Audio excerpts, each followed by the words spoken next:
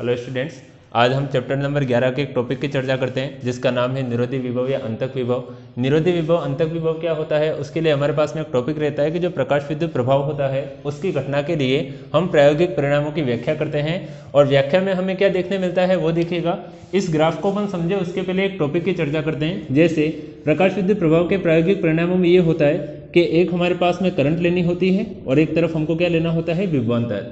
शुरू में ये देखा जाता है जैसे जैसे विभवांतर का मान बढ़ाते हैं वैसे वैसे धारा का मान भी बढ़ता है। ग्राफ आता है कुछ इस प्रकार से, लेकिन एक ऐसा विभव मिलता है जिसके बाद में आप कितना ही विभव का मान बढ़ाए उसके बाद में धारा का मान बढ़ना बंद हो जाता है। अर्थात एक पर्टिकुलर अपन को करंट मिलती है जिसके बाद में अगर अपन विभव का मान बढ़ाते हैं तो हमें धारा का मान प्राप्त ही नहीं होता है, धारा बढ़ती ही नहीं है, धारा नियत हो जाती है। चाहे विभवांतर का कितना ही मान बढ़ा लिया जाए तो वो जो धारा होती है उसे कहते हैं संतृप्त प्रकाश विद्युत धारा।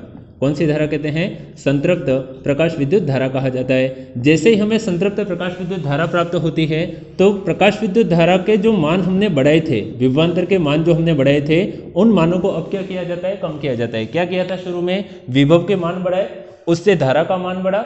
एक पर्टिकुलर करंट के ऊपर, एक पर्टिकुलर विभव के ऊपर उसके आगे कितना ही विभव का मान बढ़ाए धारा का मान नहीं बढ़ता है, तो उस धारा को क्या नाम दे दिया? संतृप्त प्रकाश विद्युत धारा। अब जो विभव के मान हमने धनात्मक दिशा में बढ़ाए थे उन विभव के मानों को क्या किया जाता है, कम किया जाता है। तो होना यूं चाहिए कि ग्राफ यहां से लेकर वापस जीरो वाले पॉइंट पर ही आना चाहिए, लेकिन हम देखते क्या है कि संतृप्त प्रकाश विद्युत धारा जैसे ही प्राप्त हुई उसके बाद में विभव के मान कम करते हैं तो देखा गया कि विभव का मान कम होते होते कहां पर पहुंच जाता है, शून्य पर जो प्रकाश विद्युत धारा पहले शून्य पर थी अब वो शून्य पर नहीं पहुंच पाती है। तो विभव का मान तो शून्य हो जाता है लेकिन प्रकाश विद्युत धारा का मान शून्य नहीं होता है।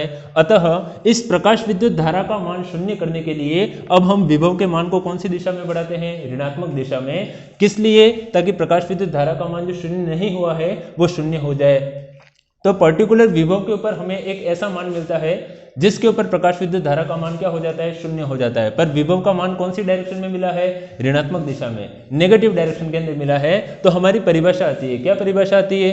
प्रकाश विद्युत प्रभाव के प्रायोगिक परिणामों की व्याख्या में, ये हम प्रायोगिक परिणामों की व्याख्या कर रहे हैं कि अगर विभवांतर का मान कम ज्यादा करते हैं तो धारा किस प्रकार प्रभावित होती है उसकी व्याख्या करने जा रहे हैं। तो व्याख्या में क्या देखा कि विभव का ऐसा ऋणात्मक मान प्राप्त होता है जहां प्रकाश विद्युत धारा का मान शून्य हो जाता है, तो विभव का वह ऋणात्मक मान क्या कहलाता है? निरोधी विभव या क्या कहलाता है? अंतक विभव कहलाता है। एग्जाम में प्रश्न ये आता है निरोधी विभव या अंतक विभव किसे कहते हैं, या एग्जाम में प्रश्न आएगा कि प्रकाश विद्युत धारा जो होती है वो विभवांतर पर किस प्रकार से निर्भर करती है। अर्थात विभवांतर बढ़ाते हैं तो धारा के मान पे क्या प्रभाव आता है और विभवांतर अगर कम करते हैं तो धारा के मान पे क्या प्रभाव आता है। तो प्रारंभ में हमने देखा कि विभवांतर बढ़ाते हैं तो धारा भी बढ़ जाती है, लेकिन एक पर्टिकुलर पॉइंट पर धारा का मान नियत हो जाता है, चाहे कितना भी विभवांतर बढ़ा लिया जाए धारा का मान नहीं बढ़ता है।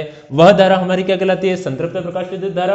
अब जो मान बढ़ाए थे उनको वापस कम करते हैं तो देखते हैं कि विभवांतर शून्य हो गया है, फिर भी धारा शून्य नहीं होती है। अतः धारा का मान शून्य करने के लिए विभवांतर को ऋणात्मक दिशा में बढ़ाते हैं और हमें विभव का एक ऐसा ऋणात्मक मान प्राप्त होता है जहां प्रकाश विद्युत धारा का मान कितना हो जाता है? शून्य हो जाता है। और उसी ऋणात्मक विभव को क्या कहते हैं? निरोधी विभव या क्या कहा जाता है? अंतक विभव कहा जाता है। धन्यवाद आप सभी का।